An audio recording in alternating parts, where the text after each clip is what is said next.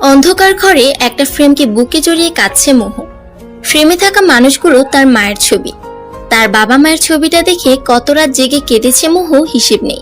হ্যাঁ, হিসেব নেই, কারণ তার মাই দুনিয়া ছেড়ে অনেক আগে আল্লাহর কাছে চলে গেছে। মোহর ফ্যামিলি বলতে আছে তার বাবা, সৎ মা আর ভাই। বাবা আগে ভালোবাসা প্রকাশ করলো, এখন তা প্রকাশ করে না, কারণ তার সৎ মা চায় না মোহর উপর কোনো আলগা পিরিত দেখাক। মোহর মা মারা যায় দ্বিতীয়বার সন্তান জন্ম দিতে যেয়ে। দ্বিতীয় সন্তান যখন মৃত জন্ম নেয়, তার মুখ দেখার আগেই মৃত সন্তান নিয়ে ওপারে পাড়ি জমায় তার মা। মোহর মায়ের ইন্টারনাল ব্লিডিং হওয়ার কারণে তাকে বাঁচানো সম্ভব হয়নি। বাচ্চা জন্ম দেওয়ার আগেই পেটেই মারা যায় সে। মোহর বয়স যখন 4, তখন মা হারা সন্তান সে। বাবা নতুন বিয়ে করলো। চাচিরা ভালোবাসত যখন তার মা বেঁচে ছিল। মা মারা যাওয়ার পর সে অবহেলার পাত্রী হয়ে গেছে সবার কাছে। তার বাবা নতুন বিয়ে করলো। তার মা মারা যাওয়ার 40 দিনও হয়নি তখনও। নতুন মায়ের কাছে ভালোবাসা পাবার জন্য মোহর সারাক্ষণ ঘুরঘুর করলো, কপালে মার ছাড়া অন্য কোনো কিছু তার শরীরে জুটেনি। সৎ মায়ের বাচ্চা হয়েছে 10 বছর পর, কিন্তু যখন থেকে উনি এসেছেন মোহকে সব ঘরের কাজ করতে দিত। মোহ আস্তে আস্তে যখন বড় হলো, সৎ মায়ের জেদ চাপলো মোহকে বাড়ি থেকে বিদায় করার জন্য। ক্লাস 9-এ যখন মোহ উঠলো, তার বিয়ে দিয়ে দেওয়া হলো তার থেকে দ্বিগুণ বয়স্ক লোকের সাথে। বাবার পা ধরে বলেছিল, অনেক আকুতি মিনতি করেছিল যেন বিয়েটা না দেয়, কিন্তু লাভ হয়নি। তার সৎমা বলেছিল যদি সে বিয়ে দিতে বাধা দেয় বাবাকে, ডিভোর্স দিয়ে দিবে, নিজের ছেলেকে নিয়ে চলে যাবে। ক্লাস 9-এ মোহর বিয়ে হয়ে গেল একটা বয়স্ক লোকের সাথে। যখন শ্বশুরবাড়িতে গেল, তখন যে জানতে পারলো ওই লোকের আগের স্ত্রী আছে, সাথে আগের 2টা বাচ্চা। মোহ ভেবেছিল এই বুঝি তার কপাল খুলল, কিন্তু যেখানে নিজে নিজেকে সে অপয়া ভাবে, কপাল কি করে তার সাথ দেয়। মোহর স্বামীর প্রথম স্ত্রী মোহকে দেখে আটকে উঠে, কাছে এসে এক থাপ্পড় মেরে দেয়। নিজের বাড়ির লোক ডেকে আনে, বিচার বসায়। কিন্তু মোহর স্বামী প্রমাণ করে মোহ আর তার ফ্যামিলি তাকে লোভ দেখিয়ে ফাঁসিয়ে বিয়ে করেছে। মোহর সৎমাকে অনেক টাকা দিয়েছিল তিনি বিয়ের জন্য, কিন্তু তা প্রকাশ করলো না বিচারের ভয়। অবশেষে মোহকে ডিভোর্স দিয়ে সমাজের চোখের কাছে আরো এক নতুন পদবিতে জড়িত করলো, ডিভোর্স দিয়ে। অদ্ভুত তাই না? জীবন কত সহজে রং বদলায়। ডিভোর্স দিয়ে মোহকে ঘাট ধাক্কা দিয়ে বের করে দিল স্বামী নামক শ্বশুরবাড়ি থেকে। ছোট বয়সে মা হারালো, ছোট বয়সে ডিভোর্সি পথ পেল। জীবন কত কিছু শেখায়। 15 বছরের মোহ হাসতে ভুলে গেছে, খেলতে ভুলে গেছে, জীবনটা উপভোগ করার আগে অন্ধকারে ছেয়ে গেছে। ডিভোর্স হয়ে যখন মোহ আসলো, তখন তাকে বাড়িতে ঢুকতে দিবে না তার সৎমা জানিয়ে দেয়। কিন্তু তার সৎ ভাই তাকে অনেক ভালোবাসতো। ছোট হলেও সব বুঝে ফেলতো সে। মোহকে ঘরে ঢুকতে দিবে না বলে যখন বাদ সাধলো তার ছোট ভাই রিহান। তুমি যদি আপুকে ঢুকতে না দাও, আমিও আপুর সাথে বাড়ি থেকে চলে যাব। রিহান বলেছিল। রিহানের বলার জন্য তার সৎমা আসতে দিল। সেদিন রাতে খুব মেরেছিল তাকে চুল আর লাকড়ি দিয়ে। ব্যথাতে কাতর হয়ে সারা রাত মাকে ডেকেছিল সে। দিন যায়, মাস যায়, বছরও গেল। মোহ 15 থেকে 21 বছরে পা দিল। সে এখন বর্তমানে সুপার শপে ছোটখাটো জব করে, কারণ সংসারে তার ইনকাম না থাকলে কপালে তার ভাত জুটবে না। অপরূপ অপসরের অধিকার হওয়ার জন্য মোহর সৎমা তাকে আরো দেখতে পারে না। মোহর সুন্দরী থাকার কারণে অনেক বিয়ে এসেও ভেঙে গেছে। ওই যে সমাজের দেয়া নাম ডিভোর্সি। যতবার বিয়ে ভাঙে ততবার সৎমায়ের মারের শিকার হয় সে। কিন্তু 2বার থেকে রিহান বাঁচায় বলে মার খেতে হয় না তাকে। বাবা তার ব্যাপারে এত বেশি উদাসীন যে সবসময় তার সৎমায়ের কথাতে উঠে আর বসে। নিজের স্টাডির খরচটা শুধু নিজে নেয়। স্কলারশিপ পাওয়ার সুবাদে ভার্সিটির ফি তাকে দেয়া লাগে না, কিন্তু কোচিং করার জন্য তো টাকা লাগে। এইভাবে চলছে কায়নাত আফরার জীবন। আসবে কি কেউ জীবনে তার, নাকি এইভাবে ঘুটে ঘুটে মরতে হবে তাকে, কে জানে। লন্ডন নামি দামি হোটেলে চকচকে বেডের উপরে শুয়ে আছে নগ্ন অবস্থায় একটা বিদেশি নারী। মেয়েদের সাথে রাত কাটানো, ড্রিঙ্কস করা নিয়মিত অভ্যাস লন্ডনের top bachelor billionaire Faizan Faris ফাজে। ব্রেকিং নিউজে কারো নাম থাকলেই এই সুদর্শন পুরুষ থাকবেই থাকবে। নাম, যশ, খ্যাতি, অহংকার, রাগ আর অ্যাটিটিউড রক্তে তার কোটি কোটি মিশে আছে। মেয়েরাই 6 ফিট দেহের নীল চোকালা ফর্সা সুদর্শন পুরুষকে দেখে রাস্তায় হুমড়ি খেয়ে পড়ে, আর উনি এসব হুমড়ি খাওয়া মেয়ে দেখে পয়সাজে হাসি দেয়। একে তো তার চেহারা নিয়ে গর্ব, এত টাকা তার যে তার 7 পুরুষ বসে বসে খেতে পারবে।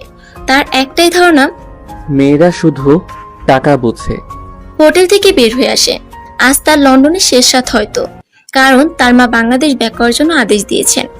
বাংলাদেশ ব্যাক করার ইচ্ছা তার মনে যদিও বিন্দুমাত্র নেই, তবুও মায়ের কসমে বাধ্য হয়ে যাচ্ছে এক প্রকার। কাল বিকালে তার ফ্লাইট।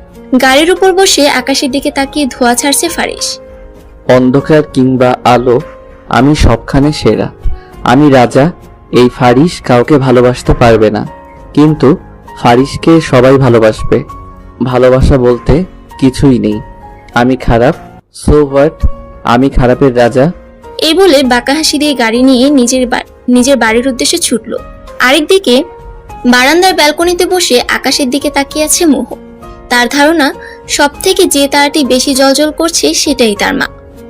আমি ভালো আছি মা। মোহ কথাটি বলে দীর্ঘশ্বাস ফেলল। সকালে সবার জন্য নাস্তা তৈরি করছে মোহ। ফজরের নামাজ পড়ে আর ঘুমায় না, যা কাজ বাকি থাকে তা করে ডিউটিতে যায়। ডিউটি শেষ করে হয় কলেজে যায়, না হয় বাসায় ফিরে এসে কোচিং। আজও তাই। নাস্তা বানিয়ে নিজে অল্প খেয়ে ভাইকে নিয়ে বের হলো স্কুলের জন্য। স্কুল তার 8টায়, তাই তাকে দ্রুত স্কুলে ঢুকিয়ে দিল। তার ভাই যাওয়ার আগে দিয়ে টুক করে বোনের গালে চুমু খেয়ে ভিতরে চলে গেল। মোহ হেঁটে সুপার শপে গেল। সুপার শপে বিভিন্ন লোক আসে, কেউ হয়তো বাজে ইঙ্গিত করে, কেউ বা বাজে প্রস্তাবও দেয়, কিন্তু কি আর করার, চাকরি না করলে খেতে পাবে না সে। সারাদিন কাজ সারতে, কলেজ যেতে, কোচিং সারতে মোহরাজ বাড়িতে যাওয়া হয়নি, কিন্তু বাড়িতে ফোন করে জানিয়ে দিয়েছে যে তার ফিরতে দেরি হবে। সন্ধ্যাবেলা দেরি হয়ে যাওয়ার কারণে মোহ রিস্ক নিল না, হেঁটে যাওয়ার, বাসে উঠে পড়ল। এদিকে ফারিস বাংলাদেশে এসে নিজের ওয়ান নাইট স্ট্যান্ড ক্লাবে ড্রিঙ্কস করতে চলে গিয়েছে। সেখান থেকে বেরিয়ে নিজে ড্রাইভ করে ফিরছে বাড়ির দিকে, কারণ এখন না ফেলে তার মাথাকে আস্ত রাখবে না। একদিকে মোহ বাসে করে আসছে, আরেকদিকে ফারিস তার নিউ ব্র্যান্ড ব্ল্যাক কারে করে আসছে। দুজন এক রাস্তাতে করে ফিরছে, শুধু গন্তব্য বিপরীত। এর মধ্যে কই থেকে একটা বাইক এসে ব্রেক ফেল করে ফেলেছে। মাঝখানে বাইক, দুই পাশে বাস আর কার। সময় মতো তারা দুজন না থামালে আজ অঘটন ঘটে যেত। হুট করে ব্রেক করায় বাসের ঝাঁকিতে মোহ আটকে ওঠে। এদিকে ফারিস গাড়িতে বসে ক্রুদ্ধ চোখে তাকিয়ে আছে বাইকের উপর বসা মানুষটার দিকে। বের হয়ে কিছু বলতে যাবে, তার আগে নিজের গাড়ির কাছ দিয়ে দেখতে পেল বাসের জানালা দিয়ে একটা মেয়ে মুখ বের করে কি হয়েছে তা দেখছে। সাদা ওড়না মাথায় দেয়াতে নুরানি ভাবটা যেন উপচে পড়ছে। মেয়েটা আর কেউ না, জানালা দিয়ে মুখ বের করে দেখছে মোহ, যে বাইরে কি হচ্ছে। মোহকে দেখার সাথে সাথে ফারিসের সারা শরীর বেয়ে মনে হয় যেন কারেন্ট বয়ে গেল। চোখ দুটো স্থির, বুক ধকধক, মন অস্থির। বুকে হাত দিয়ে দেখলো কেমন ঢিপঢি পাওয়া যাচ্ছে। আবারও তাকাতে যাবে, মোহ জানালার বাইরে মুখ রাখেনি, ভিতরে চলে গিয়েছে। কিন্তু তার আগে বাস তার কারকে ক্রস করে চলে গেল। ফারিস বুকে হাত দিয়ে গাড়িতে ওইভাবে কিছুক্ষণ বসে রইল। নিজে বলে উঠল, ইম্পসিবল। কথাটা বলে রাগে মাথার রক ফুটিয়ে তুলেছে। জোর স্পিড বাড়িয়ে গাড়ি নিয়ে বাড়ির পথে রওনা দিল। রাতের বেলা দেরি করে পৌঁছাতে মোহর সৎমা নানান কথা শুনিয়ে ফেলেছে এখন। কি রে, কোন নাগরের সাথে লীলা করে আসলি যে এতক্ষণ লাগলো আসতে? কলঙ্কিনী মেয়ে, সব আমার সংসারে সে অন্ন ধ্বংস করার জন্য এসেছে। এইভাবে রাগে গজরাতে আরো নানান কথা তিনি বলেছেন। আহ মা, চুপ করো তো, বিরক্ত লাগছে এখন। রিহান কিছুটা চিল্লিয়ে বলল। তার মা চুপ হয়ে গেল। আবার কিছুক্ষণ পর যে স্টার্ট করবেন উনি এটা জানা কথা। মোহ অভ্যস্ত হয়ে গেছে এইসব শব্দ শুনে, কিন্তু মাঝে মধ্যে খারাপ লাগাটা নাড়া দিয়ে ওঠে। আজ রাতে ভাত দিবে না তার এই সৎমা, এই জন্য সে পানি খেয়ে নিজের ঘরে ঘুমোতে গেল। ঘরে যেয়ে দেখলো টেবিলের একপাশে কি ঢাকা আছে। উঠে দেখলো ভাত রাখা আছে, চিরকুটে লেখা, ঝটপট খেয়ে ঘুমিয়ে যা আপু, প্লেটে ধুয়ে রেখে দিস, বেকুবের মতো রেখে দিস না। চোখে পানি টলমল করছে রিহানের চিরকুট দেখে। হাত ধুয়ে মুখ ধুয়ে ঘুমিয়ে গেল মুখ। রাত্রি 12টা। ফাজের পরিবার অধীর আগ্রহে অপেক্ষা করছে তার বড় সন্তানের কখন আসবে। তাদের অপেক্ষার অবসান ঘটিয়ে ফারিস একগাদা অ্যাটিটিউড নিয়ে হাঁটতে আসছে। পরিবারের সবাই দেখে খুশিতে ডগমগ করছে। এতক্ষণ কই ছিলি? ফ্লাইট তো কবে ল্যান্ড করে হয়েছে? এপ্রিল এগিয়ে এসে ফারিসের মা, একটু ব্যস্ত হয়ে গিয়েছিলাম দেশে এসে মা, এখন অনেক টায়ার্ড, আমি ফ্রেশ হয়ে ঘুমাবো। ফারিস বলল নিজের শরীর থেকে জ্যাকেট খুলতে। ঢং দেখো। ফারিয়া ভেঞ্চি দিয়ে বলল, উপরে যা, যে ফ্রেশ হয়ে খেয়ে ঘুমা। ফারিসের বোন। সুলেমান বলল। ফারিস ফারিহার মাথাতে টোকা মেরে উপরে চলে গেল ফ্রেশ হতে। নিজের রুমে এসে ফারিস ফ্রেশ হয়ে উদাম গায়ে বেডে শুয়ে পড়লো উপুত হয়ে।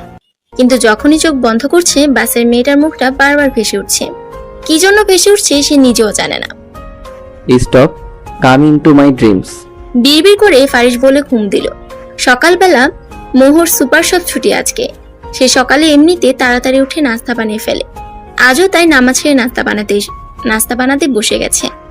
নাস্তা সবাইকে খাইয়ে দিয়ে নিজে খেয়ে যখন পড়তে বসে টেবিলে, তখনই তার সৎ মা তার ঘরে এসে মুখের ওপর বাজারের ব্যাগ ছিটিয়ে দিল। জমিদারের মতো বাড়িতে না থেকে বাজার করে নিয়ে আয়। খাচ্ছিস আর হাতির মতো ফুলছিস, শরীরে একটু হাওয়া লাগাস। সেলিনা বেগম পড়া ছেড়ে উঠে পড়ল। মোহ এমনিতে কাজের চাপে, কোচিং যাওয়ার চাপে পড়া হয় না। আজ একটু সুযোগ পেয়েছে তো আজকেও কাজ করা লাগবে। কি আর করা, বেরিয়ে গেল বাজার করতে। 3 দিন পর ফারিস অস্থির হয়ে নিজের রুমে পায়চারি করছে। এত অস্থির তাকে কোনো কালে দেখা যায়নি। সিগারেটের কয়টা প্যাকেট যে শেষ করে ফেলেছে তার হিসেব নেই। আমার আহার, নিদ্রা, শান্তি সব কিছু ওই মেয়ে কেড়ে নিয়েছে। কেড়ে নিয়ে উধাও হয়ে গেছে। তাকে এত খুঁজলাম কিন্তু তার দেখা নাই। ইনভিজিবল নাকি? রাগে হাত মুঠো করে কথাগুলো বলছে ফারিস। ফারিহা ঘরে এসে দেখলো তার ভাই হাত মুঠো করে গ্লাস শক্ত করে চেপে বসে আছে। ভাইয়া কি করছিস? হাতটা তো কেটে ফেলেছিস তো। ফারিহা আর্তনাদ দিয়ে বলল। ফারিস তখন স্থির হয়ে তাকিয়ে রয়েছে বাহিরের দিকে। তার এত দিকে মন নাই। ফারিহা হন্তদন্ত হয়ে ফার্স্ট এড বক্স খুঁজে এনে ফারিসকে টেনে নিয়ে বসিয়ে হাতের রক্ত মুছে দিচ্ছে। কি সমস্যা কি তোর ভাইয়া? 3 দিন হয়ে গেল তোর আসার, কিন্তু কারোর সাথে সোজা মুখে তো কথা দূরে থাক, ঘর থেকে বেরো হোসনি। কিছু হয়েছে তোর ভাইয়া? ফারিহা একটু নরম স্বরে জিজ্ঞেস করলো। ফারিস একটা দীর্ঘশ্বাস ফেলে ফারিহাকে সেদিনের ঘটনা সব খুলে বলল। এরপর 3 দিন খুঁজেও সে পায় নাই মেয়েটাকে, এই জন্য মাথায় রক্ত চেপে বসে আছে তার। ফারিহা এতক্ষণ হাঁ হয়ে কথাগুলো শুনছিল। আসলে তার কানটা মনে হচ্ছে তবদা খেয়ে গেছে, নাকি নিজেরই মেমোরি লস হয়ে গেল। যতটুকু জানে তার ভাইয়ের স্বভাব সম্পর্কে, সে তো কোনো ভালোবাসা দূরে থাক, ভালোভাবে কারোর সাথে সোজাভাবে কথা বলবে তাও না। তবে একটু মনে মনে খুশি হলো এই ভেবে যে তার ভাইয়ের রাজত্বে অন্য কোনো নারীর আগমন ঘটেছে। দেখ, আমার ভাল লাগছে না, তুই যা, পরে কথা বলবো তোর সাথে। ফারিস কেমন অসহায়ভাবে কথাটা বলল। ফারিহা কি বলবে বুঝতে পারছে না। আসলে সে কখনো ভাবতে পারে নাই তার ভাই এমনি আশ্রে পড়বে কোনো মেয়ের জন্য। ভাইয়া চিন্তা করিস না, যতটুকু আমি বুঝছি, আল্লাহ যদি তোর মনের সহানুভূতির মাঝে পবিত্রতা খুঁজে পায়, অবশ্যই উনি তোকে ওই আপুর সাথে মিলিত করাবে। এই বলে ফারিহা নিঃশব্দে ঘর ত্যাগ করলো। তাকে আমার হতেই হবে, তাকে আমার না পেলে চলবে না। 3 দিনে আমার সবকিছু হারাম করে দিয়েছে, তাকে না পেলে আমার নিঃশ্বাস নেওয়াটাও দায় হয়ে পড়বে। ফারিস বাঁকা হেসে আবারও ম্যানেজারকে কল দিল খোঁজ নেওয়ার জন্য। বেলা 12টা। মোহ উত্তপ্ত রোদে দাঁড়িয়ে আছে কলেজের একটা ক্লাসে জয়েন দিবে এই জন্য। কিন্তু আজ রাস্তায় যেমন ট্রাফিক, ঠিক সেই লেভেলের গরমও পড়েছে। ঘামে পুরো মুখ ভিজে লাল হয়ে গেছে। অপরদিকে ট্রাফিকে আটকা পড়ে আছে ফারিস। সামনে ড্রাইভার আর ম্যানেজার, পিছনে সে। বিরক্তিতে মুখটা একদম বিষ হয়ে গেছে তার। এই আপনি বের হয়ে দেখেন তো কি সমস্যা। লাস্ট আধা ঘন্টা ধরে বসে আছি এইভাবে, যত সব ফালতু এরিয়া। ফারিস রাগে কথাগুলো বলল। মোহ দাঁড়িয়ে দেখলো এক পিচ্চি রাস্তা মাঝখানে নিজের হাতে পড়ে যাওয়া আইসক্রিম তুলছে। আশেপাশে কত গাড়ি, কেউ যদি ঠেলা মেরে দেয়। ভাবতেই বুক ধুক করে উঠলো তার। দ্রুত পদে পা বাড়িয়ে বাচ্চাটাকে কোলে তুলে নিল। বাচ্চাটা ছিল ফারিসের গাড়ির সামনে। যখন মোহ বসা থেকে বাচ্চাটাকে কোলে তুলে দাঁড়ালো, ফারিস ওই মুহূর্তে পাশের জানালা থেকে চোখ সরিয়ে সামনে গ্লাস ভেদ করে চোখ পড়লো মোহর দিকে। চোখ তাৎক্ষণিকভাবে আটকে গেল। ঘামযুক্ত মুখ এতটা কি কারো মোহনীয় হয়? ফারিস ভাবছে, না, আর ভাবা যাবে না। যার জন্য আমার শান্তি গায়েব হয়ে গেছে, সে দেখি আরামসে সেবিকা হয়ে ঘুরে বেড়াচ্ছে। সেদিন ভাবতে যে ওই উধাও। ফারিস বলল। বাচ্চাটার মা মোহর কাছ থেকে তার নিজের কাছে নিয়ে ধন্যবাদ জানালো মোহকে। মোহ এখন রাস্তা দিয়ে হাঁটতে শুরু করে দিয়েছে। বুঝছে হাঁটা ছাড়া উপায় নাই তার। মোহর চলে যাওয়া দেখে ফারিস ম্যানেজারকে বলল, follow her. I need each and every details about her and I mean it. আজকের মধ্যে চাই আমার। ফারিহা কলেজের ক্যান্টিনে বসে ফ্রেন্ডদের সাথে সিঙ্গারা খাচ্ছে। মুখে পানি দিয়ে গিলতে যাবে অমনি তার এক ফ্রেন্ড গাল চেপে ধরে নিয়েছে। সামলাতে না পেরে ফারিহার মুখ থেকে পানি বের হয়ে গেছে। খুক খুক করে কেসে উঠল। ফারিহা চোখ তুলে দেখলো তার সামনে একটা পুরুষ দাঁড়িয়ে আছে, রক্তিম চোখ নিয়ে। তার পরনে শার্টটা ভিজা। বুঝতে পারলো তারই মুখের পানি ওনার শার্টে। ফারিহা কটমট করে তাকিয়ে থাকলো ফ্রেন্ডের দিকে। বেচারারও ভয় চুপসে গেছে। সরি বলতে যাবে অমনি ছেলেটা গ্লাস ভর্তি পানি ফারিহার মাথায় ঢেলে দিল। এমন ঘটনা আকস্মিকভাবে ঘটে যাওয়াতে সবাই দাঁড়িয়ে গেছে, কারণ তারা জানে ফারিহার বাবা এই কলেজের শেয়ারে আছে, প্লাস পলিটিশিয়ান। কেউ মজার ছলে হলেও ফারিহার গা ঘেঁষে না, আর উনি পানি ঢেলে দিল। You call now, baby. বলেই ছেলেটি চলে গেল। রাগে ফারিহার শরীর রিরি করে উঠছে। ক্যান্টিন থেকে বের হওয়ার আগে ড্রাইভারকে কল দিয়ে ডাকলো। ড্রাইভার আসাতে ফারিহা চটজলদি উঠে পড়লো। গাড়ি আমি চালাবো, আপনি এই যে টাকাটা নিন, ট্যাক্সি ধরে বাসায় চলে আসুন। ফারিয়া বলে গাড়ি নিয়ে উঠে পড়লো। ফারিয়া গাড়ি চালাচ্ছে। মাঠে দেখলো ওই ছেলেটা বাইকের উপর বসে ফ্রেন্ডদের সাথে হিহি করছে। বিনা অপরাধে তার গায়ে পানি ঢেলেছে। ভাবতে মনে হচ্ছে সারা শরীরে কেউ আগুন দিয়ে দিল। ফারিয়া দেখলো তারা যেখানে আড্ডা দিচ্ছে ওখানে কিছু গর্ত হয়ে কাদা হয়ে আছে। জায়গাটা দেখে ফারিয়া বাঁকা হাসলো। গাড়ি চালিয়ে সেখানে জোরে ব্রেক কষে কাদার উপর, ব্যাস কাদা যে ছিটে পড়লো ছেলেটির গায়ে। ফারিয়া নিজের গ্লাস নামিয়ে চোখে সানগ্লাস দিয়ে বলল, now it's you cooler baby. Faria বাঁকা হেসে গাড়ির গ্লাস উঠিয়ে চলে গেল। ছেলেটি চোখ মুখ শক্ত করে আছে, বোঝাই যাচ্ছে রাগে তার শরীর কেঁপে উঠছে বারবার। ব্রো, তুই কি ফারিয়া ফাজকে চিনিস? ও তোর গায়ে এভাবে কাদা ছিটালো কেন? রবি, চিনি না, তবে চিনি নিব খুব শীঘ্রই। আর নুহাস চৌধুরী কি জিনিস সেটাও বোঝাবো। এই বলে নুহাস গাড়ি নিয়ে নিজেও বেরিয়ে পড়ল। নুহাস বাড়িতে এসে অনেকক্ষণ যাবত দরজা আটকিয়ে বসে আছে। তার মা এত করে ডাকলো সে কোনো রেসপন্স করে নাই। এখন ওর মায়ের চিন্তা শুরু হয়ে গেছে। ছোটবেলাতে এই অভ্যাসটা ছিল তার প্রচন্ড। রাগলে নিজের রুমে এসে দরজা বন্ধ করে ঘন্টার পর ঘন্টা বসে থাকতো। আজ এত বছর পরও কি নিয়ে আবার রাগারাগি করে সে এমন দরজা আটকিয়ে বসে আছে? বাবা মায়ের একমাত্র সন্তান হওয়ার সুবাদে নুহাস অনেক আলাদা সবার থেকে। বড়লোক বাবা মায়ের সন্তান নুহাস হলেও অন্য সব সন্তানদের মতো বিগড়ে যাওয়া কোনো পথ ধরেনি, না এমন কোনো কাজ করেছে সে। নুহাসের চলাফেরা, কথাবার্তা আর বিহেভিয়ার সব হাই ক্লাস। নিজের পড়াশোনা শেষে বাবার অফিস জয়েন করা তার মাস 6 হলো।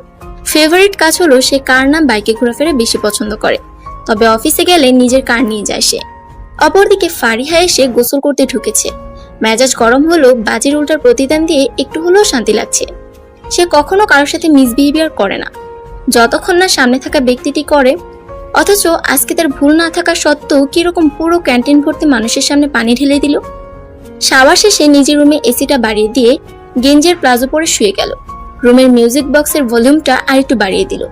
গান শুনলে মেজাজ তার ভালো হয়ে যায়, আজও তাই করলো। ফারিস অনেকক্ষণ যাবত তার ম্যানেজার অপেক্ষা করছে, কিন্তু তার আসার নামগন্ধই নেই। ফোন করতেও ইগোতে বাজছে তার। রিস এরোগেন্ট পারসন যখন কারো প্রেমে হাবুডুবু খায় তখনই সমস্যা হয়। ফারিস নিজের কেবিনের চেয়ারে পা উঠিয়ে ঠোঁটে এক হাত দিয়ে চোখ বন্ধ করে মোহর প্রতিবিম্বটা সামনে আনার চেষ্টা চালিয়ে যাচ্ছে। কিন্তু আজ চোখ বন্ধ করলে মোহর চেহারা ভেসে উঠছে না, বরং সে যে কাউকে অন্ধকারে হাতড়ে বেড়াচ্ছে এইটা দেখাচ্ছে। কেবিনের দরজাতে বারবার টোকা পড়াতে ফারিসের ভাবনাতে ব্যাঘাত ঘটে। টেবিল থেকে পা নামিয়ে নিজের পায়ের উপর পা তুলে বসলো। ক্রিম কালারের শার্টে মনে হচ্ছে পুরাই মাখন হয়ে আছে। Come in. ফারিস গম্ভীর মুখে বলল। দরজা দিয়ে প্রবেশ করলো ম্যানেজার। দেখে বোঝা যাচ্ছে যেন দৌড়ের উপর ছিলেন উনি। গুড নুন স্যার। ম্যানেজার উইশ করে নিজের খাম মুছলো রুমাল দিয়ে। ইয়া, সিট ডাউন। হাতের ইশারার মাধ্যমে ফারিস বলে উঠলো। ম্যানেজার বসে পড়লো অনেক ইতস্তত ভাবে। যেটা জানতে বলেছিলাম জেনেছেন? ভ্রুকুসকে জিজ্ঞেস করলো ফারিস। হ্যাঁ স্যার, সব জেনেছি। ম্যানেজার উত্তর দিল। So start speaking. স্যার, মেয়েটার বিয়ে হয়েছিল। ম্যানেজার একটু আমতামতা করে বলল, বিয়ে? একটু অবাক হলো ফারিস। ম্যানেজার মোহর জীবনের পুরো ইতিহাস ফারিসের সামনে খোলা বইয়ের মতো খুলে দিল। স্যার, মেয়েটি এত ভালো যে এত মার খায় তার সৎ মায়ের কাছ থেকে। কখনো কারোর সামনে দুর্নাম করে না। বাপ তার থেকেও নেই, নিজের খরচে নিজে চলে। জীবিত লাশের মতো জীবন তার। বিয়ের প্রস্তাব আসে অনেক, তবে সমাজে কিছু নিম্ন শ্রেণীর মানুষের জন্য আর হয় না। মেয়ের নাম কয়নাত আফরা, মোহ। কোনো ব্যাড রিপোর্ট পেলাম না তার। এক নিঃশ্বাস কথাগুলো ম্যানেজার বলল। ফারিস সব শুনে স্তব্ধ হয়ে গেছে। এত কষ্ট নিয়ে সে বেঁচে আছে। রাগে তার মাথা ছিঁড়ে যাচ্ছে। মোহর জীবন নিয়ে যারা খেলা করেছে তাদের উপর। স্যার, আপনি মেয়েটার খোঁজ নিলেন যে, মানে কি করবেন তাকে? ভয়ে ভয়ে বলল manager. She will be Mrs Faizan Faris ফাজ। নাও লিভ। চোখ মুখ শক্ত করে বলল ফারিস। ম্যানেজার সুরসুর করে বের হয়ে গেল। তবে তার মনে প্রশ্ন উঠে দিচ্ছে যে এরকম সিম্পল মেয়ে, তার উপরে তালাকপ্রাপ্ত মেয়ে, এরকম ধনী লোক বিয়ে করবেন নাকি এক রাতের বিছানার সঙ্গী? ফারিসের মাথার রগগুলো মনে হচ্ছে ছিঁড়ে যাচ্ছে। যেমন রূপে, যেমন ভাবে, যেমনই হও না তুমি, এখন থেকে এই মুহূর্ত থেকে প্রতিটা ক্ষণে ক্ষণে, প্রতিটা শিরায় শুধু তুমি ফাইজান ফারিস ফাজের। ফারিসের কায়নাত হবে তুমি। এখন থেকে যে তোমাকে একটা সেকেন্ডের জন্য কষ্ট দেওয়ার কথা ভাববে, তাকে আরো 10 গুণ বেশি কষ্ট দিব আমি। ফারিস অনেক চোখ মুখ শক্ত করে বলল, be ready to be my bride baby. বাঁকা হেসে মোহর নাম নিয়ে স্বস্তির নিঃশ্বাস ফেলল ফারিস। মোহ বাসায় ফিরেছে। বাসায় ফিরতে না ফিরতেই গালে আচমকা এক থাপ্পড় খেয়ে দরজার কোণাতে বাড়ি খেয়ে ঠোঁটের এক পাশ কেটে গেছে। মোহ তার ঠোঁটে হাত দিলে বুঝতে পারলো কেটে গেছে অনেকখানি। কাজ কি তোর মরা মা করবে? কবর থেকে এসে করে যাবে? এত দেরি করলি কেন তুই? মোহ তো প্রতিদিন এই সময় আসে, তাহলে এইভাবে মারলো কেন সে ভেবে পাচ্ছে না। মোহকে আরো কয়েক দফা মারলো। রিহান বাইরে খেলতে গেছে বিধায় সেই সুযোগে আরো মেরেছে। তার বাবা টিভি অন করে চা খাচ্ছে। রিহান যখন বাড়িতে এসে শুনলো তার বোনকে মেরেছে, তার মাকে কয়েক দফা ঝাড়লো। ছোট হলো সে মোহর কষ্ট নিতে পারে না। ব্যথাতে মোহ বিছানায় পড়ে আছে, শক্তিটুকু নাই যে উঠবে। রিহানকে ঘরে বন্দি করে রেখেছে ওর মা, যেন বাইরে না বের হতে পারে। একদিন পার হয়ে গেল, মোহ জ্বর নিয়ে ব্যথা শরীর নিয়ে পড়ে আছে। সুপার শপে যেতে পারে নাই সে। না রিহান আসতে পারছে, না কেউ মোহর সেবা করার জন্য আগাচ্ছে। মোহ তার এক মেয়ে কলিগকে অনেক কষ্টে মেসেজ করে দিয়ে বলেছে তার অবস্থা ভালো না। ফারিস পরের দিন যেয়ে সুপার শপের লোক দিয়ে খোঁজ নিয়েও মোহকে পায়নি। কি হলো তার? ফারিস মোহর চিন্তাতে ঘেমে গেছে। এপ্রিল ঘরে আসলো, জিজ্ঞেস করছে কিছু হয়েছে তোমার? এমন লাগছে কেন তোমাকে? ফারিস তার ফিলিংস, মোহর জীবন সব খুলে বলল। আল্লাহ, কি বলিস? আর এখনো তুই বসে আছিস? ও সৎমা যে বলেনি? ও সৎমা যেমন বললি, না জানি নিখোঁজ হওয়ার পেছনে উনি না থাকে। এখনই চল ওর বাসায়। এড্রেস জানিস তো, নাকি ভ্যাবলাঙ্গ নাক মুখ ফুরিয়ে আছিস? এপ্রিল এক প্রকার জোরে বলে উঠলো। ফারিস তার মাকে সাথে নিবে না বলছে, কিন্তু তার মা জেদ ছাড়ছে না। শেষে নিজের মাকে বুঝিয়ে মোহর বাসার পথে রওনা দিল। রিহান কোনো রকম জোর করে বের হয়ে মোহর অবস্থা দেখে ভয়ে এক প্রকার কেঁদে দিল। ফর্সা শরীরে মারের দাগ কেমন ছোপ ছোপ হয়ে আছে। রিহান মোহর মাথায় জলপট্টি দিল। ডাক্তার তো ডাকবে না, তার মা বাপ নামে মানুষরূপী জানোয়ারগুলো। কলিং বেলটা বাজছে মোহদের বাড়ির। বিরক্তি নিয়ে সেলেনা বেগম খুলল। সামনে থাকা লোকটাকে দেখে ওনার চোখ ছানা বড়া হয়ে গেল। মুখ দিয়ে গো গো করে একটা লাইন বের হলো। এত বড় আমেরিকার বিজনেসম্যান এখানে? সেলেনা বেগম সবসময় সুন্দরের পূজারী, নিজের বয়সটা ভুলে যায় অলওয়েজ। সারাক্ষণ টিভি দেখার ফল এইটা উনি চিনতে পেরে গিয়েছে ফাইজান ফারিস ফাজকে। ফারিস সেলেনাকে ক্রস করে ভিতরে গেল। সব রুমে খুঁজতে শুরু করলো মোহকে। আর সেলেনা বেগম তবদা খেয়ে ফারিসের কাজ দেখছে। ফারিস দেখলো বাড়ির শেষ কর্নারের দিকে একটা খুপড়ির মতো ঘর থেকে হালকা আলো আসছে। ফারিস ওই ঘরে পিছিয়ে হন্ততন্ত হয়ে ছুটল। মোহ বিছানাতে জড়সড় হয়ে শুয়ে আছে। মারের কারণে সারা গায়ে ব্যথা আর জ্বরে পুড়ে যাচ্ছে শরীর তার। ঠোঁটও ব্যথা করছে কেটে যাওয়ার কারণে। পিঠ হালকা দেখা যাওয়াতে মারের নীলচে দাগ দেখা যাচ্ছে। ফারিস যেয়ে দেখলো যখন মোহ শুয়ে আছে কেমন করে, আর পিঠের পিছে দাগ দেখে বুকটা ধরাস করে উঠলো। পাটা আগাচ্ছে না মনে হচ্ছে তার। ফারিস যখন কাছে গেল মোহ তখন অচেতন ঘুমেছিল। চেহারা দেখে ফারিসের চোখে পানি চিকচিক করছে। তার মায়ের ধারণা সঠিক, তার মোহকে অনেক বেরহম ভাবে মেরেছে এই মা নামে কুৎসিত মহিলা। ধরতেও ভয় পাচ্ছে, যদি একটু ধরাতে লেগে যায় তার মোহর। ড্রাইভারকে অতি দ্রুত ফোন দিয়ে গেটের সামনে দিয়ে ডাকালো মোহদের বাড়ির। এত অগোছালো জীবনে কখনো কান্না কি জিনিস তার জীবনে ঢুকতে দেয়নি সে। কখনো কাউকে ভালোবাসতে হবে এটাও জানতো না সে। কখনো কাউকে ভালোবেসে যে তার কষ্টে নিজের যে হাজার গুণ কষ্ট হবে এটাও ভাবেনি সে। কখনো কেউ তার রাজত্ব করা জীবনে নিজে সে খুঁটি বসিয়ে তার প্রাণ হয়ে যাবে এটাও সে কখনো ভাবেনি। নিজের বৃদ্ধাঙ্গুল দিয়ে চোখের কোণের একপাশ মুছে মোহকে সাবধানতার সাথে কোলে নিল, যেন তার মোহ ব্যথা না পায়। মোহকে কোলে তুলে নিয়ে যাওয়ার সময় বাদ সাধলো সেলিনা বেগম। এই তুমি এরে নিয়ে কোথায় যাও? তুমি চিনো রে? নামাও রে। সেলিনা বলল। ফারিস রক্তিম চোখে তাকালো সেলিনা বেগমের দিকে। সেলিনা বেগম কেমন যেন ফারিসের চাহানি দেখে ভুরকে গেল। ফারিস দেখলো টি টেবিলে থাকা চায়ের মগ থেকে ধোঁয়া উঠছে। মুখ একটু সোফায় বসিয়ে মগটা তুলে তার গায়ে ছিটা মারলো। ও মা গো! এই বলে হাত পা ছুটতে লাগলো সেলিনা। সবে তো শুরু। আমার মোহর গায়ে তিল তিল করে কয়টা আঁচড় টেনেছেন, তার শতগুণ আপনাকে আমি ফেরত দিব। Wait and watch. আর এই বাড়ি নামক নরক থেকে নিয়ে যাচ্ছি আমি তাকে। বেশি উল্টাপাল্টা তেরাবেকা করলে একদম পিঠের চামড়া তুলে রাস্তার কুকুরদের ওই চামড়ার জুতা পরাবো আমি, ফাইজান ফারিস ফাজ। স্টে অ্যাওয়ে ফ্রম মাই মোহ। ফারিস কথাগুলো বলে মোহকে নিয়ে গাড়ির ভিতর ঢুকলো, কিন্তু মোহকে চাপড়ে ধরে কোলেই রাখলো ফারিস। সেলিনা বেগম তখন ফু দিচ্ছে তার হাতে পায়ে আর শরীরে ফ্যানের বাতাস দিচ্ছে। রিহান গেছিল প্রতিবেশীর কাছে মোহর জন্য ওষুধ নিতে। রিহান ফিরে এসে শুনলো পাড়ার লোকের কাছ থেকে মোহকে কোলে করে কোনো বড় লোক ছেলে নিয়ে গেল। দৌড়ে বাড়িতে এসে তার মাকে দেখলো হাতে পায়ে ফু দিচ্ছে। মা, আপুকে কে নিয়ে গেছে? তুমি আবার বিক্রি করে দিয়েছো? রিহান জিজ্ঞেস করলো রেগে। শিলিনা বেগম ঠাস করে ওর ছেলের গালে মারল। 5 বরস এত কিছু দরদ তোর ওই মাইয়ের উপর তোর? হ্যাঁ, তোর কি নিজের বোন লাগে? আমি যদি ওকে বিক্রি করতাম এখানে বসে নিজের পুড়ে যাওয়া জায়গাতে বসে বসে ফু দিতাম। শিলিনা বেগম রাগে গজগজ করতে করতে বলল, রিহান মার খেয়েও কান্না আসেনি, বরং তার বোনকে এক অজানা ছেলে নিয়ে গেছে তুলে, এটাই তার ছোট মাথাতে আসছে। শপিং মল এপ্রিল ফারিয়াকে ফোন করে জানিয়েছে ফারিস তার ভাবিকে নিয়ে আসছে, কিছু ড্রেস নিয়ে আসতে কিনে, তাই আসছে সে। নুহাস ওর ফ্রেন্ডদের সাথে শপিং মলে দেখা করতে এসেছে, অফিস থেকে স্যুট পরে চলে এসেছে। ফারিহা অনেকগুলো শপিং করে নিচে নামছিল, পিছনে তার শপিং ব্যাগ ধরে আছে তার ড্রাইভার, তার হাতেও কিছু আছে। নুহাস তখন ফোনে কল অ্যাটেন্ড করতে করতে আসছিল। মনোযোগ দুজনের দুই দিকে থাকার কারণে বাহুতে ধাক্কা লাগার কারণে ফারিয়ার ফোন হাত থেকে পড়ে যায় নুহাসের ডান হাত লেগে। নুহাসও নিজেকে সামনে নিয়ে তাকায় ফারিহার দিকে।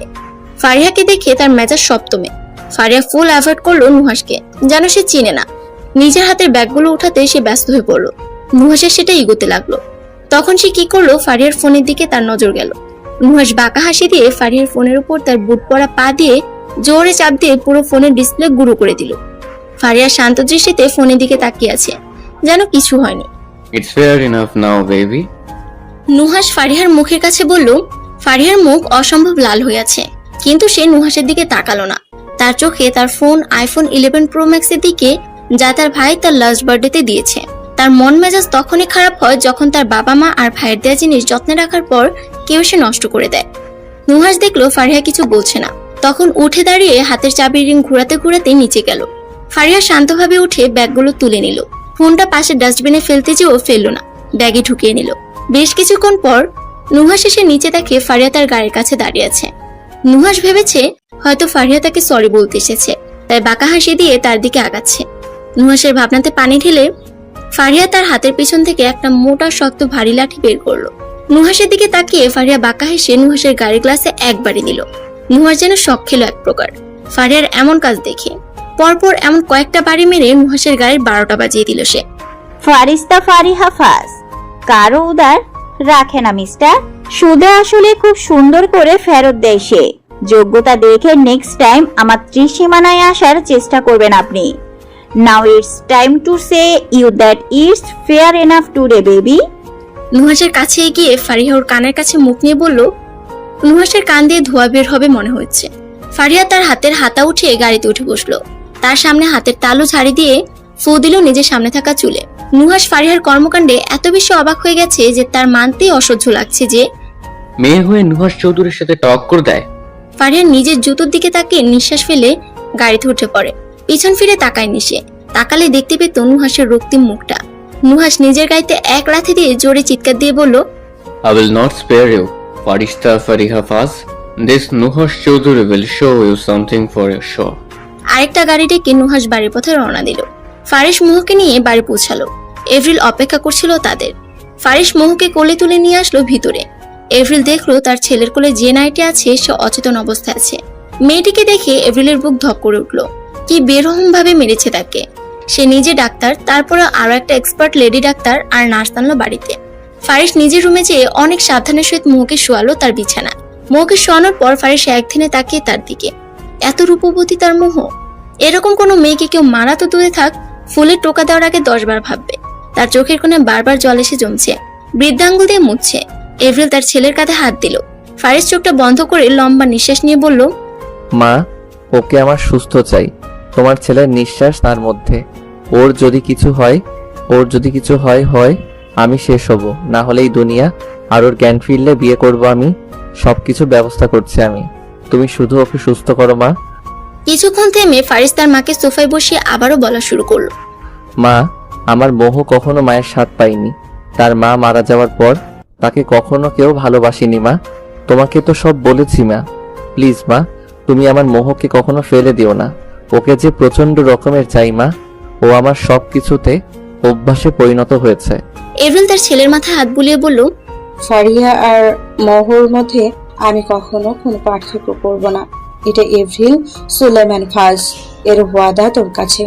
তুই বলার পর থেকে ও আমার সন্তান হয়ে গেছে। ওর পরিচয় হবে ও ফাইয়াজ ফারিস ফাজের বউ।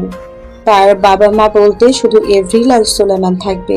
ইভেন তুই কখনোকে ভুল করেও কোনো কথা বলিস হার্ট করে, তোকে ছাড় দিব না আমি। ফারিস নিশ্চিত ছিল তার মা কখনো মুখে ফেলবে না। তার মায়ের কাছে এসে সবসময় সবকিছু উর্দি ছিল। ফারিস তার মায়ের কপালে চুমু খেয়ে নিচে গেল কিছু ব্যবস্থা করতে।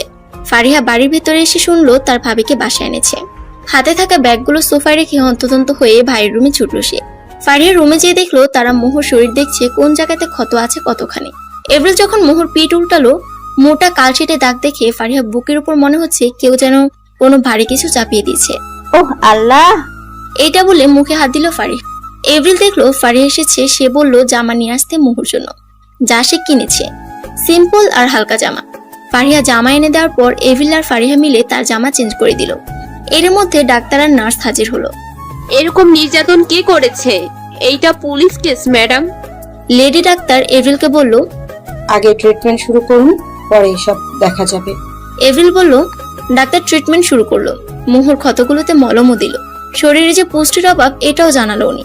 বিভিন্ন ইনস্ট্রাকশন দিল যা এভরিলের অজানা নয়। তারপরও সে রিস্ক নিতে চায় না মোহকে নিয়ে। ইনজেকশন পুশ করে দিল। মোহ এখন ঘুমের দেশে তলিয়ে গেছে, সকাল ছাড়া উঠবে না। স্যালাইন চলছে তার শরীরে। ফারিস মোহর হাত ধরে বসে আছে। কিছু খেয়ে নে, আগে নিজে খেয়ে সবল হ, তারপর ওর জন্য ঢাল হয়ে দাঁড়িয়ে থাকিস। সুলেমান পিছন থেকে বলে উঠলো, বাবা, I am all right. Faris উত্তর দিল, I know you are my brave son, but তোমাকে খেতে না দেখে তোমার মার কষ্ট হয় তা তুমি জানো? সুলেমান ফারিসকে বলল। ফারিস খায়নি দেখে এভরিলও খায়নি। ফারিহা এর মধ্যে হাজির। বাহ, আমি বাদে ফ্যামিলি ড্রামা শুরু। ফারিহা ঘরে ঢুকতে ঢুকতে বলল। এই সময়ে এর মধ্যেও ফারিস হাসলো একটু ফারিহার কথা শুনে। ফারিহা তার ভাইয়ের হাত ধরে বলল, আমার ভাইয়াকে ড্রিয়ারিং মারায় এমন লেদা পেদা না। আর তুই আমাদের জান, আর ও তোর জান। কিন্তু তুই ভাববি ও আজ থেকে আমাদেরও জান। ফারিস্তা ফারিহা ফাজের বোন হিসাবে আমি তোকে দেখব। তাকে কখনো এক চুল পরিমাণ কষ্ট পেতে দেব না। তুই ওর জীবনে কালি মাখার দিনগুলোকে রংধনুর মতো রাঙিয়ে দে। ফারিহার চোখ টলমল করছে। মোহকে দেখে তারাও যে তার মুহে পড়ে ফারিসের মতো বাকি সবাই উইক হয়ে পড়বে ওর উপর কে জানতো। আসলে আল্লাহ আছেন বলে মোহর কপালটা এবার ঘুরলো। কিন্তু মোহ, সে কি করবে জ্ঞান ফিরে? আমাকে ফোন কিনে দে ভাইয়া। ফারিহা বলে উঠলো চোখ মুখে। ফোন তোকে কিনে দিলাম না কিছুদিন আগে, তোর লাস্ট বার্থডেতে? ফারিস ভ্রুকুচকে বলল, ওটা এক ইতর বেয়াদব ইবলিশ নামক এক প্রাণী ভেঙে ফেলেছে। ফারিহা নাক ফুলিয়ে বলল, আমি যতদূর জানি আমার ফারিয়া কাউকে এইভাবে বলে না। কি করেছে তোর? এভরিল এতক্ষণ সবার কথা চুপ করে শুনছিল। মা বাদ দাও, মা বাদ দাও, not interest talking about him. Fariha বিরক্তির সুরে বলল, তাহলে দুইটা অর্ডার দিস, কালকে সকালে পেয়ে যাবে। একটা মোহ আর একটা ফারিয়ার জন্য। সুলেমান বলল। ইয়া। ফারিস ফোনে অর্ডার দিয়ে বলল দুইটা ফোন। এভরিল সবাইকে তাড়া দিল ঘুমানোর জন্য, কিন্তু ফারিস মোহকে ছাড়বে না। ও ঘুমাবে মোহর সামনে। ভাই, আমি থাকছি, তুই যা। I promise. কিছু সমস্যা হলে তোকে ডাকবো। ফারিহা বলল। ফারিস তারপরও শুনছে না। সে মোহর পাশে বালিশ রেখে শুয়ে পড়ল। এভরিল আর সুলেমান হাল ছেড়ে আগিয়ে চলে গিয়েছে। ফারিহা যখন দেখলো তার ভাই যাবে না মানে যাবে না। তোর ফোন দে, যাবি না তো? ফারিহা ব্রুকুচকে বলল, আমার ফোন ভুলেও না, আইপ্যাড আছে, নিয়ে যা। ফারিস বলে মুখ বালিশে গুজলো। ফারিহা আইপ্যাড নিয়ে চলে গেল। ফারিস দরজা লক করে তার মোহকে দেখছে। মাঝে মধ্যে একটু করে ছুঁয়ে দিচ্ছে।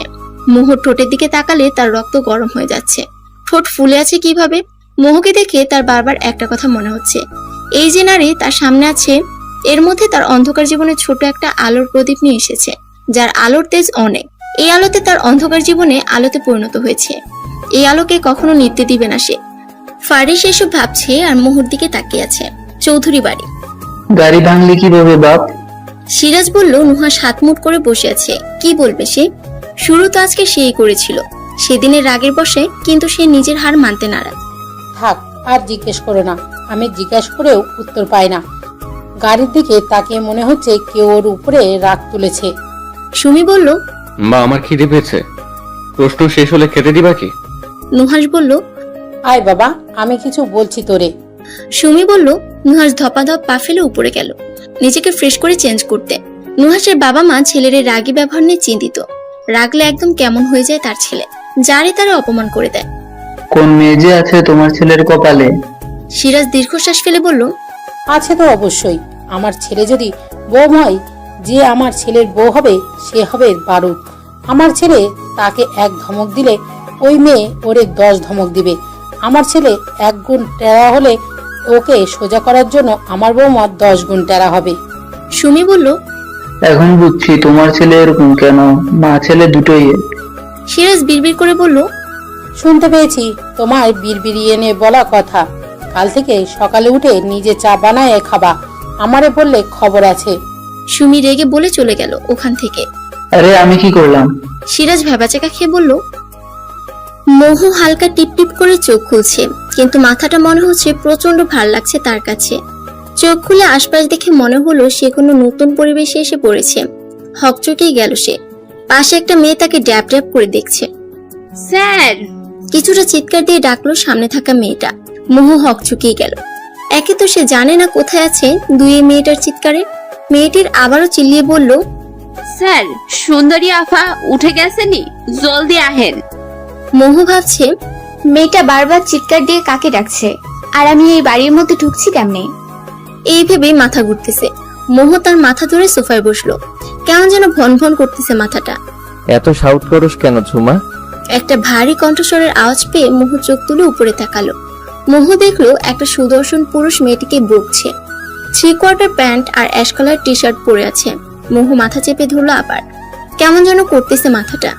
দেখ, তোর জন্য ও মাথা ধরে বসে আছে, যা নিচে। ফারিস তখন ছুটে সেই ঝুমাকে এইসব বলল। সেই ঝুমাকে দায়িত্ব দিয়েছিল যেন মোহু উঠলে যেন নিচে যেয়ে খবর দেয়, কিন্তু তার আগে সে চিল্লিয়ে পুরা বাড়ি মাথায় তুলেছে।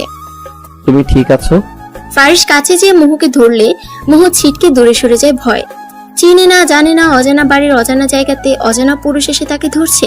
কোথায় ব্যথা করছে বলো আমাকে? মা!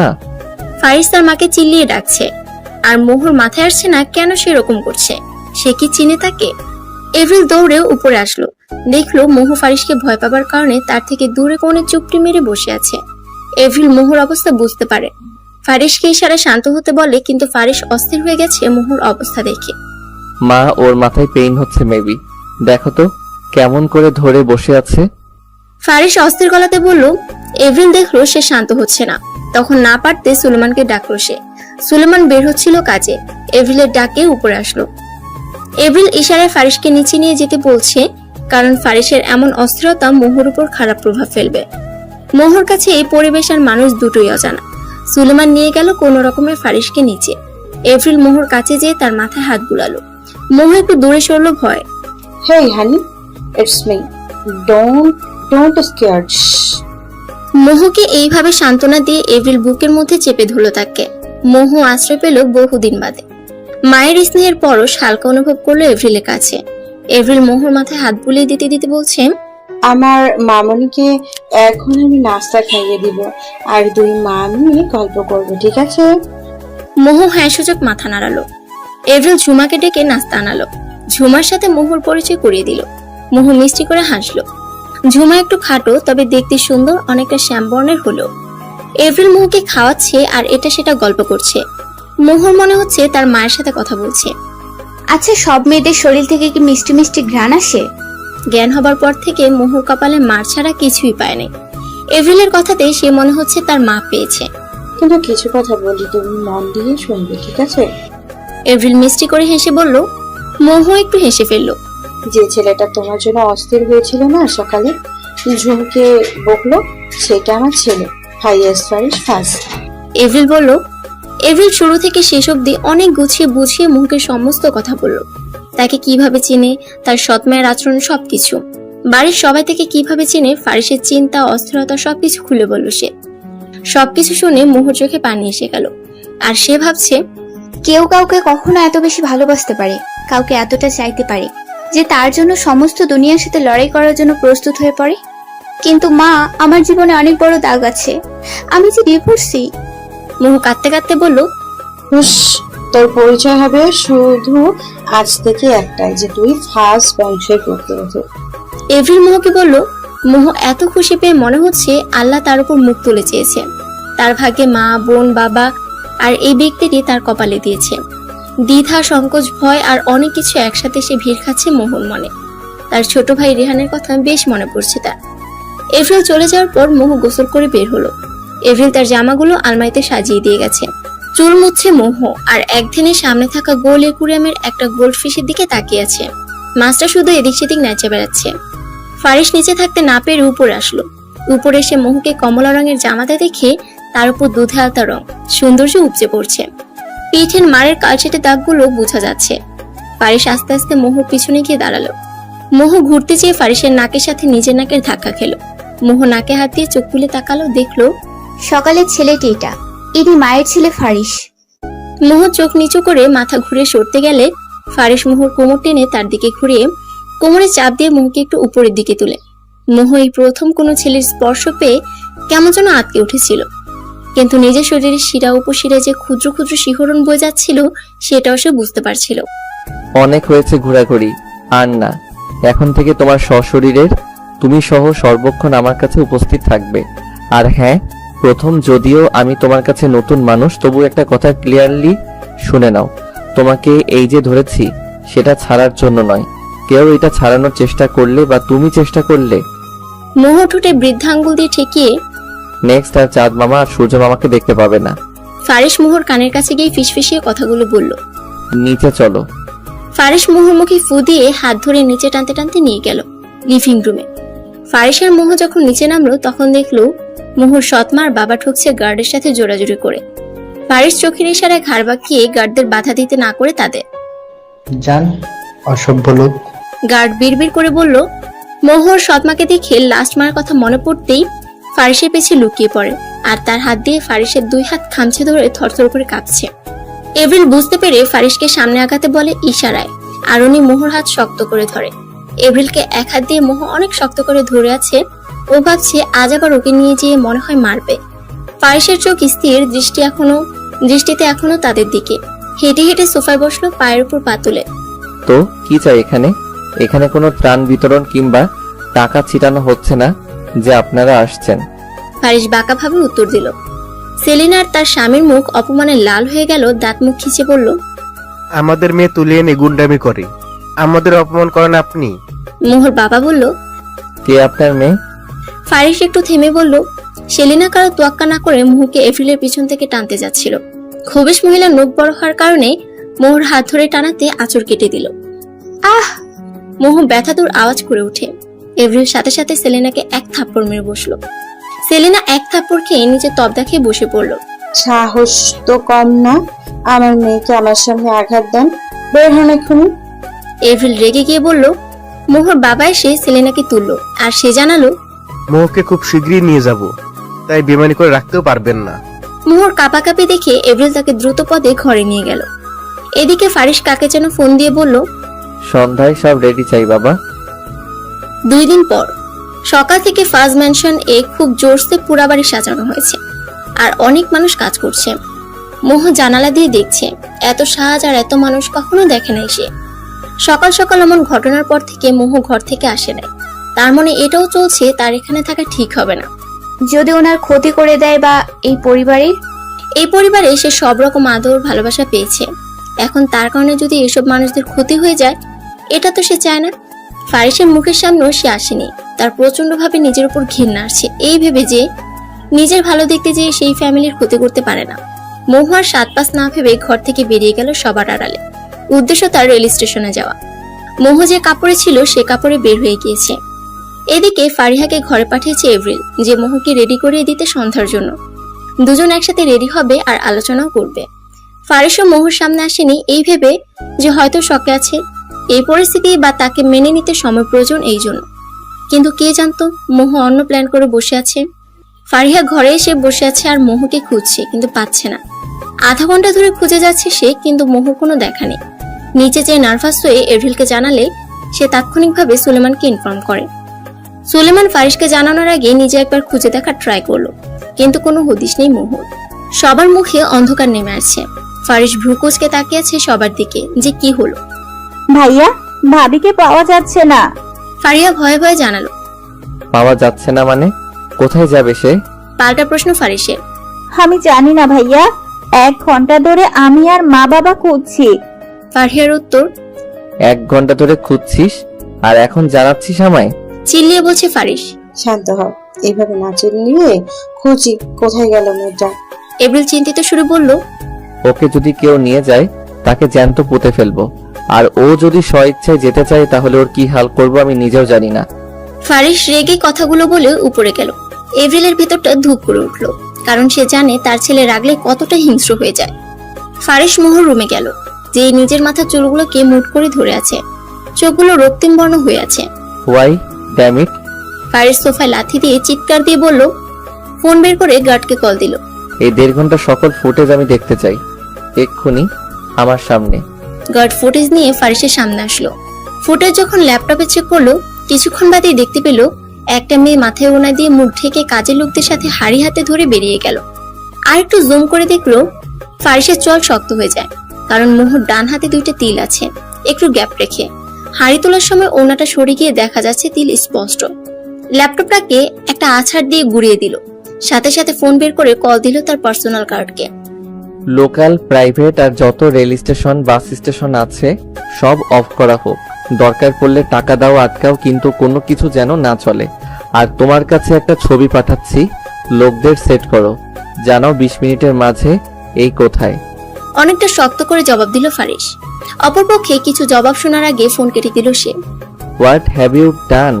ইট will be very heavy for you soon baby, you will regret for today. And what have you done?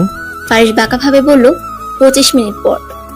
Faris মোহর রুমে ছিল, কলের অপেক্ষা করছে সে, মাথায় 2 আঙ্গুল ভর দিয়ে।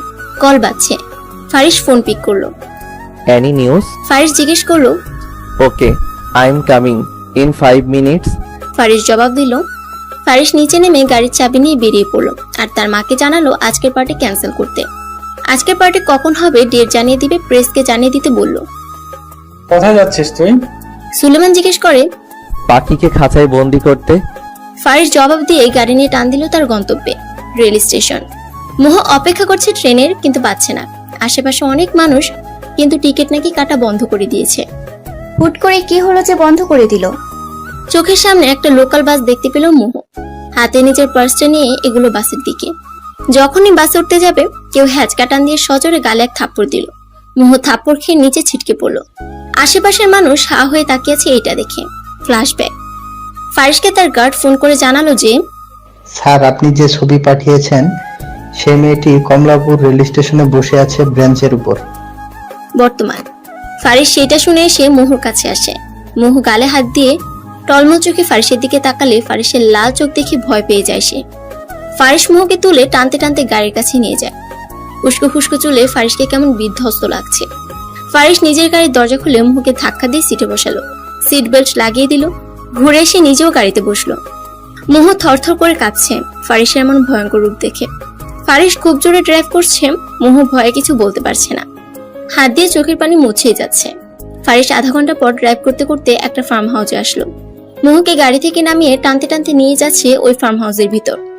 একটা রুমে যেয়ে ফারিস মোহকে ধাক্কা দিয়ে মেঝেতে ফেলে দিল। মোহ কবজিতে ব্যথা পেল, টু শব্দ করলো না। তার জান শুকিয়ে যাচ্ছে ফারিসের এমন আচরণে, কারণ ফারিসের এমন রূপের সাথে সে পরিচিত নয়।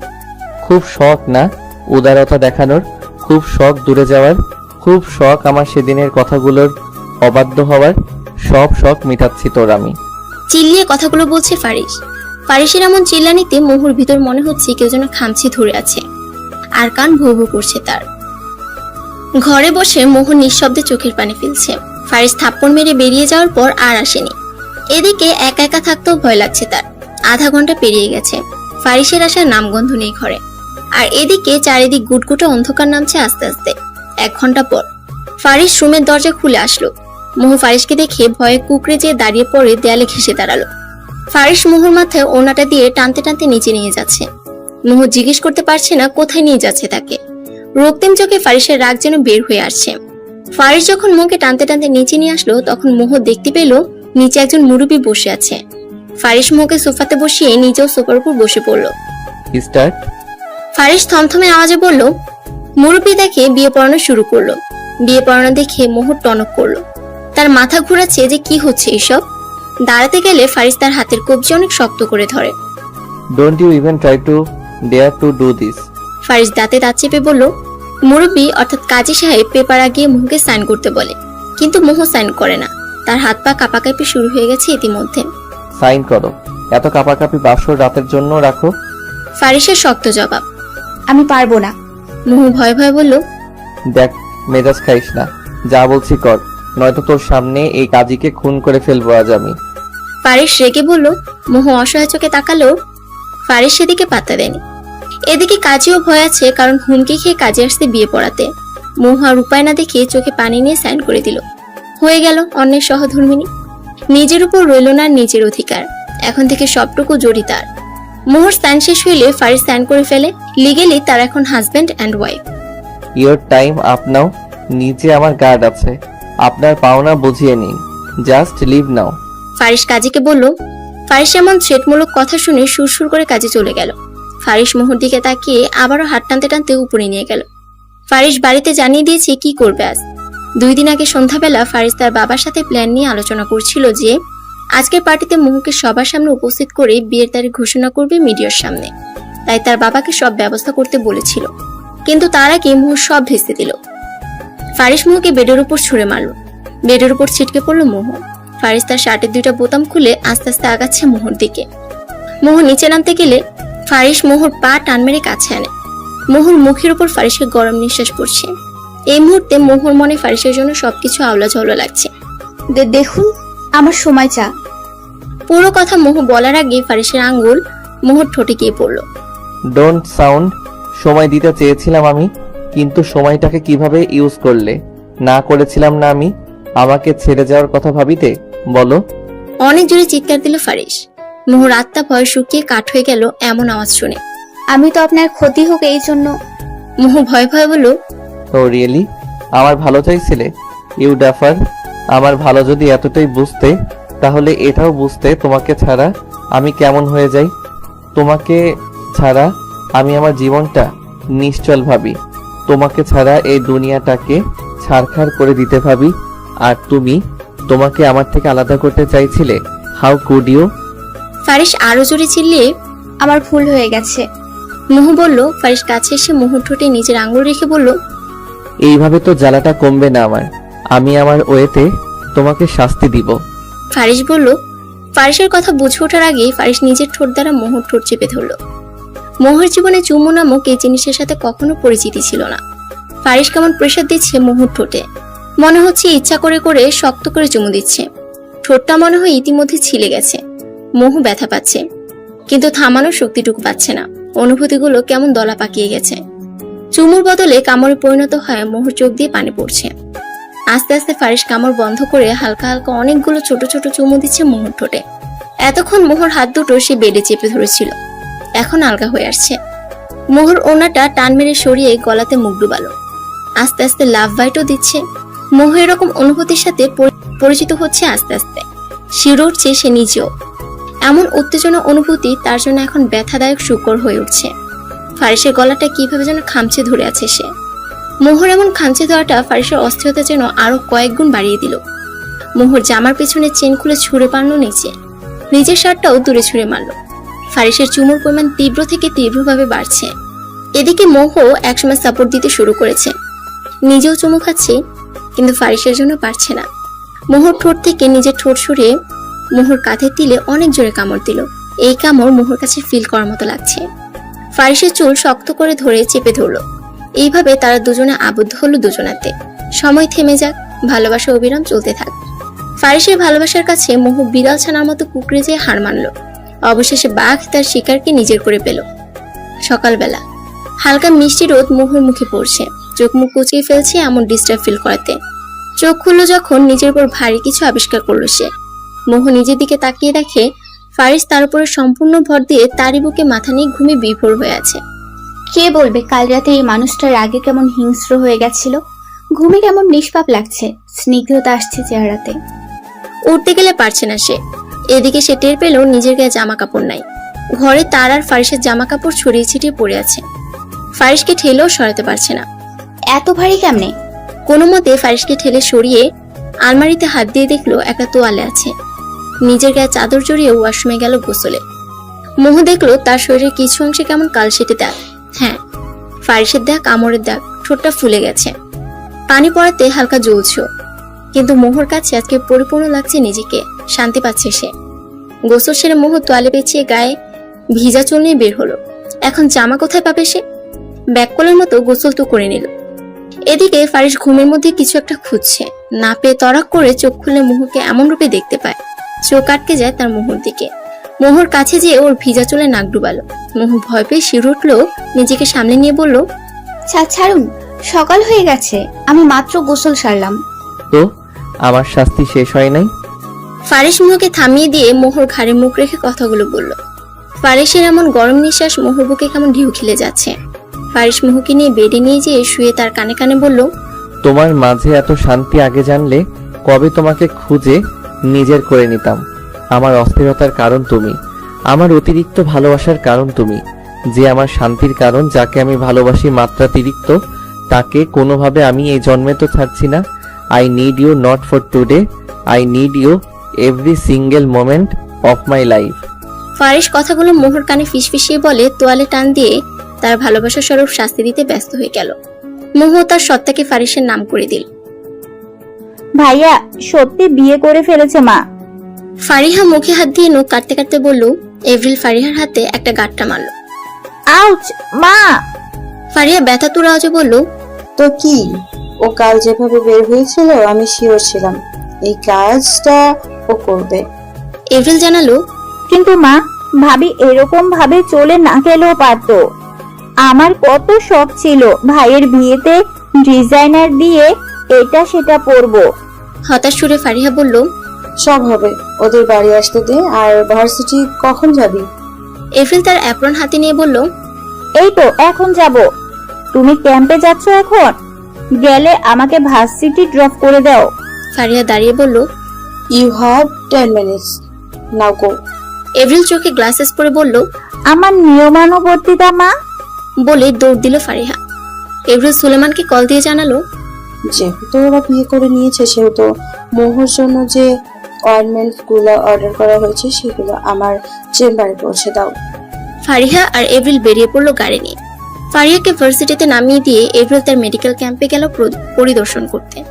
ফারিহা ভার্সিটি এসে তার ফ্রেন্ডদের কল করে জানালো কোথায় আছে তারা। তারা জানালো নিমের গাছের নিচে সবাই আড্ডা দিচ্ছে, সবাই সেখানে আছে। ওখানে ফারিহাও রওনা দিল। ফারিহা হাঁটছে, কিন্তু পিছন থেকে খুব জোরে কিসের সাউন্ড আসছে। পিছন ফিরে দেখলো একটা কার ব্রেক ফেল করেছে। আশেপাশে সবাই তাকে সরতে বলছে। ফারিহা খেয়াল করলো একটা ব্ল্যাক স্যুট পরা লোক কানে ব্লুটুথ দিয়ে কথা বলছে। এদিকে যে তাকে সরতে বলছে তার কোনো হুঁশ নেই। ফারিহা দৌড়ে যেয়ে ছেলেটার কবজিতে টান দিল। ফারিহা ছেলেটাকে নিয়ে সরে যেতেই ব্রেক ছাড়া গাড়িটা সামনে থাকা পিলারের কাছে ধাক্কা খেলো। Watch out mister Bluetooth man. Fariha ছেলেটার দিকে না তাকিয়ে কথাগুলো বলল। ছেলেটা একধানে তাকিয়ে আছে সামনে পড়া ফারিহার মুখের দিকে, তার মুখমণ্ডলের দিকে। কপালে তার বিন্দু বিন্দু ঘামের, সেখানে ছোট ছোট চুলগুলো লেপ্টে আছে। ফারিহার গা থেকে কেমন মিষ্টি মাতাল করা ঘ্রাণ আসছে, যা সামনে থাকা ছেলেটার মনটাকে আস্তে আস্তে গ্রাস করে ফেলছে। এই মেয়ে তার জীবন বাঁচিয়েছে। ছেলেটাকে বাঁচানোর সময় ফারিহা যখন কবজি ধরে হ্যাঁচকাটান দিল, তখন ছেলেটা হুমড়ি খেয়ে ফারিহার বুকের উপর পড়েছে, যার ফলে ছেলেটার দুই হাত ফারিহার কোমরে আর ফারিহার হাত ছেলেটার দুই বাহুতে। ফারিহা চোখ তুলে তাকালে তার চোখ কপালে উঠে গেল সামনে থাকা মানুষটাকে দেখে। ইউ! ফারিহা দাঁতে দাঁত চেপে বলল, হ্যাঁ। ছেলেটাকে দেখে ফারিহা রেগে গেছে, কারণ ফারিহার সামনে স্বয়ং উপস্থিত আছে নুহাস চৌধুরী। Leave me. ফারিহার শান্ত জবাব। নুহাস মনে হচ্ছে শুনতে পাচ্ছে না, সে ফারিহার গ্রান নিতে ব্যস্ত। দুজন মুখোমুখি আছে, আর পাবলিক সবাই ওই ব্রেক ফেল করা গাড়ির লোকের কাছে আছে। চোখের সাথে সাথে কানটাও বয়রা করে আসছেন আপনি, নাকি শুধু অহেতুক মানুষকে বিরক্ত করা আর ভাঙাভাঙি করতে জানেন? ফারিহা রেগে বলল। এবার নুহাসের হুঁশ আসলো। ফারিহার কথা তার কানে যায়নি এতক্ষণ।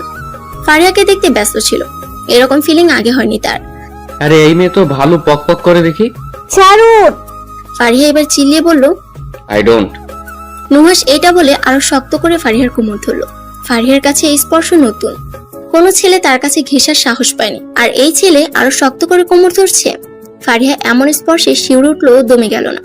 বাপের সম্পত্তি পাইছে? ফারিহা চোখ মুখ শক্ত করে বলল, না, বাট আমার সম্পত্তি করে নেব খুব শীঘ্রই। নুহাস কথাটা বলেই ফারিহাকে ছেড়ে দিল, কিন্তু ফারিহা নুহাসের কথার আগামাথা কিছুই বুঝলো না। নুহাস নিজের গায়ের কাছে যেয়ে চিল্লিয়ে বলল, যা করেছো আজ তুমি, আমি সুদে আসলে মিটিয়ে নিব খুব শীঘ্রই। ফারিস্তা ফারিয়া ফাস, এই নুহাস চৌধুরী কারো উধার রাখে না। বলে চোখে সানগ্লাস দিয়ে গাড়ি নিয়ে চলে গেল। ফারিহা তবদা খেয়ে আছে যে পাগল নাকি? কি বলে গেল? নুহাসের কথা বুঝতে না পারা আর তার টাচ মনে পড়তে ফারিহা আবারও রেগে আগুন হয়ে গেল। ফারিহা দ্রুত পায়ে গাড়ির লোকটির কাছে গেল, যে ওই লোকটিকে গাড়ি থেকে টেনে বের করে দেখলো মদ খেয়ে টলছে। তোর বাপ মা কি রাস্তা কিনে রাখছে যে মদ খাবি আর অ্যাক্সিডেন্টে মানুষ মারবি? বলেই উড়াধুরা থাপ্পড় দিতে লাগলো ফারিহা ছেলেটিকে। তোর জন্য ওই স্যুট পরা বান্দরকে বাঁচাইতে হইছে। তুই জানোস ওই আমার ফোন ভাঙছে আর আমি ওরে বাঁচাইছি। আর মদ খাবি বল? বলে আরো কয়েকটা ফারিয়ার হাতে থাপ্পড় খেলো ছেলেটা। ক্ষমা দেন আম্মা, জীবনে আমি আর মদ খাবো না। পানি খাইলেও আপনারা ফোন করে জিগামো আম্মা, আমি কি পানি খাবো? মদের নেশায় টলতে টলতে মার খেয়ে ছেলেটা ফারিহাকে বলছে, দূর হ। ফারিহা বলে হাত ঝেড়ে ক্যান্টিনে গেল কোক খেতে। আপাতত মেজাজ ঠান্ডা হওয়া দরকার। দুপুরবেলা ফারিস মোহকে এতক্ষণে ছাড়তো না যদি না মোহর কাঁদো কাঁদো ফেস দেখতো। ফারিস ছাড়ার পর সে আবারও গোসল করে জামা